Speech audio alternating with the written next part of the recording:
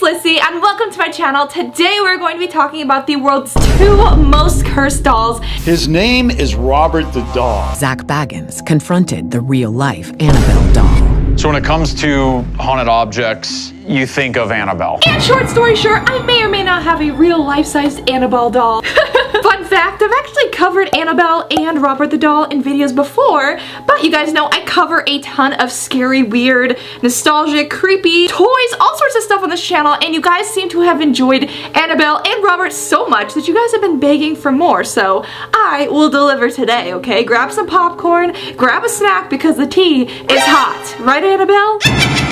She might curse you guys, so drop a like if you guys don't want to get cursed by the real Annabelle, and hit that subscribe button.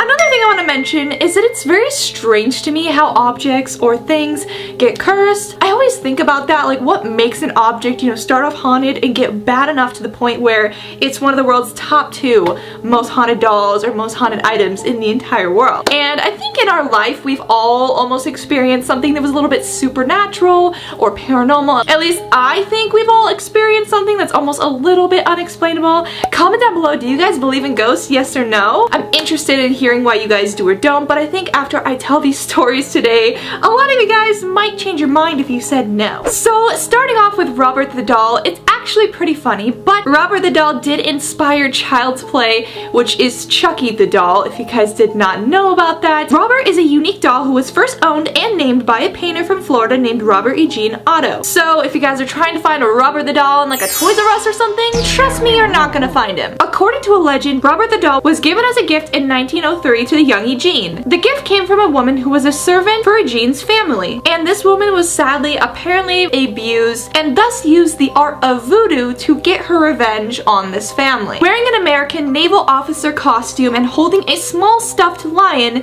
Robert initially looks rather innocent. At least from the outside, he looks like a typical sailor doll, nothing too scary. But looking closely, Robert carries a quiet wrath, and his history suggests that he could most certainly be a voodoo doll of some extent, believe it or not, even though from the outside he doesn't really look like a typical, you know, a bad doll of any sort. Eugene quickly became infatuated with Robert, even giving him his own first name and talking about Robert the Doll in first person as if this doll was actually alive. And this, ladies and gentlemen, as we should have expected, is where things started to go wrong. Strange things such as furniture being knocked over, ripped up toys, etc. started happening to Eugene. Eugene was always found terrified in his room, claiming that Robert did it, and people around him would be like, no, you're just crazy, when Eugene would blame Robert for all the things going on around the house. Neighbors and friends of the Otto family also reported eventually that Robert possessed supernatural qualities. It was told that when the Otto family was absent, Robert would sometimes blink, laugh, or even roam about the house when no one else was there, which I find to be absolutely horrifying. Imagine Robert the Doll just walking in the kitchen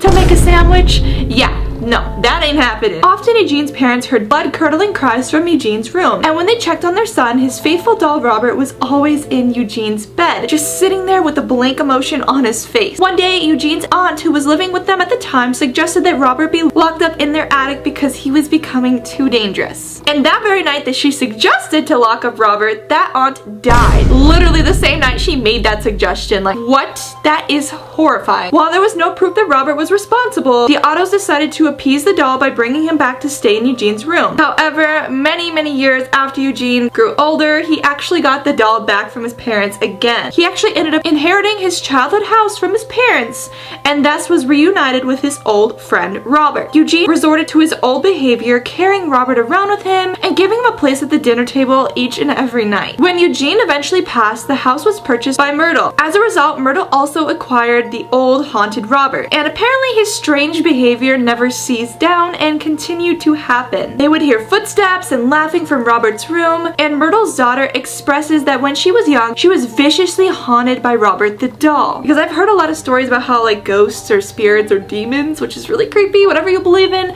do go for younger kids because it's a little bit less believable when a little kid's like, oh, I saw Slender Man standing above my bed, or, you know, a monster in my closet, because it's, you know, it doesn't sound believable. The daughter even claimed that Robert the Doll attempted to try to attack her, which is horrifying, that poor little child. So you guys might be wondering, where is Robert the doll now? Well, he's actually locked up in a cage, as he should be, as I'd say. After experiencing enough of Robert's terrors, Myrtle donated him to the Key West Fort East Martello Museum in 1994. Now anyone can actually give Robert a visit and see the haunted doll for themselves face front. There are rumors though, however, if the visitors disrespect him by forgetting to ask him permission before snapping a picture of him, he will actively put a curse on you. And this is apparently very true because there's been a lot of visitors that went to this Key West museum, took a photo of Robert without his consent, mocked him, left, and had horrible curses on them that were so bad that they actually had to go back to Robert, write him an apology, and apologize to his face and try to get rid of this so-called curse and hope that it works. So after 100 years, Robert is still getting his karma on those who wrong him. Employees of the museum claim that Robert moves overnight and has the ability to make cameras malfunction all by themselves. And to even prove that to you guys, there were a few letters that were written for Robert the doll that I'm going to read to you guys today because I found them to be so incredibly crazy how bad that he can apparently curse people. So let me read this letter that I found online that somebody wrote in apology to Robert. So this was dated March of 2010. Dear Robert, I am so very sorry for not asking your permission to take your picture while visiting the museum last week. Since I have your picture without permission, many strange things have happened to me. While driving back from the Keys, a deer ran out in front of our car. We had to swerve avoiding hitting it and ran off the road. We also almost hit a tree. 2 days later, we had a small kitchen fire, and we have been hearing childlike giggles coming from our basement. Last night, I was home all alone. I heard a voice coming from the basement.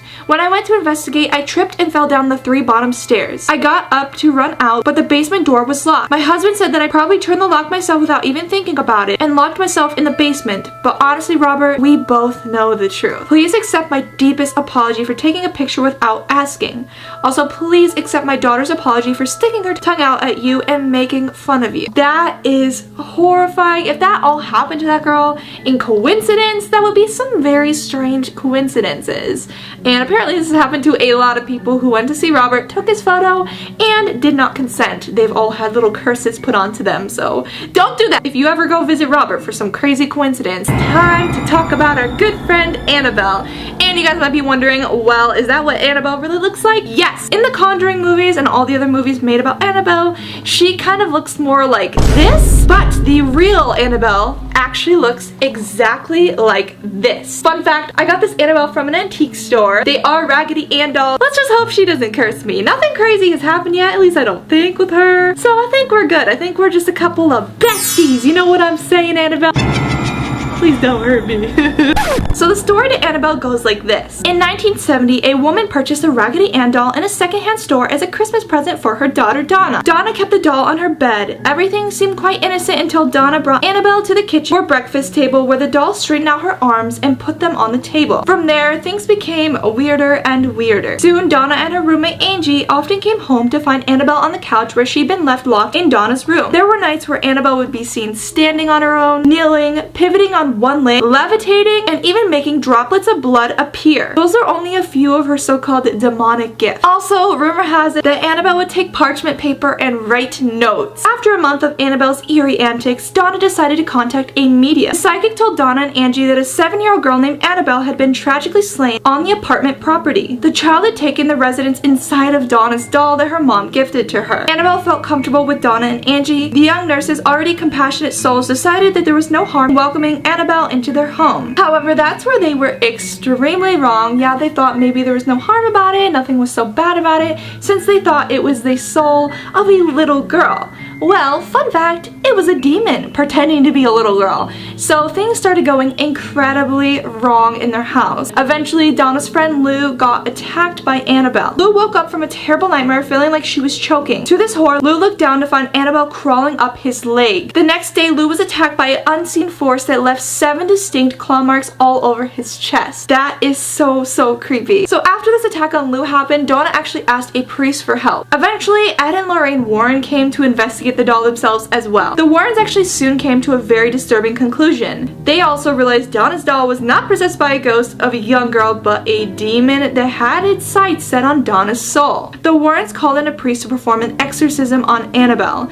Afterwards, Donna asked the Warrens to take the doll with them. And then now to this day, Annabelle has been locked up in a cage to never be touched or messed with. And Annabelle now resides in the Warrens Museum and has been there ever since. However, there are some really creepy facts about Annabelle that I didn't know and I'm sure that you guys have not heard about, so I want to share those with you guys because I find them very interesting. So Donna would treat the Annabelle doll like a little girl, and in fact you can still see there's a bracelet on the doll's wrist to this day that nobody has ever tried to remove off the doll, because who knows what would happen if they took Donna's bracelet off of the Annabelle doll. Obviously not something good, because everybody who has tried to mess with the doll has pretty much died, so it's just not worth the risk. Also, one time a priest from Hartford once visited the Warrens' home and threw the doll across the room, proclaiming that God was more powerful than the devil. On his way back to the rectory, he got into a serious accident with a tractor trailer. The priest survived luckily, but he claimed to have seen the doll in his rearview mirror right before that crash happened. And luckily he did not die in the wreck, but Annabelle was not happy about that because she is a demon. Lorraine Warren also did not like staring at the doll because it had done a lot of bad harm to people, as she claimed. Lorraine once said that the evil attached to Annabelle needs a body to go into and won't stop until it gets a body to go into. So that's why no one messes with Annabelle, and I actually wonder how long Annabelle will stay in her cage,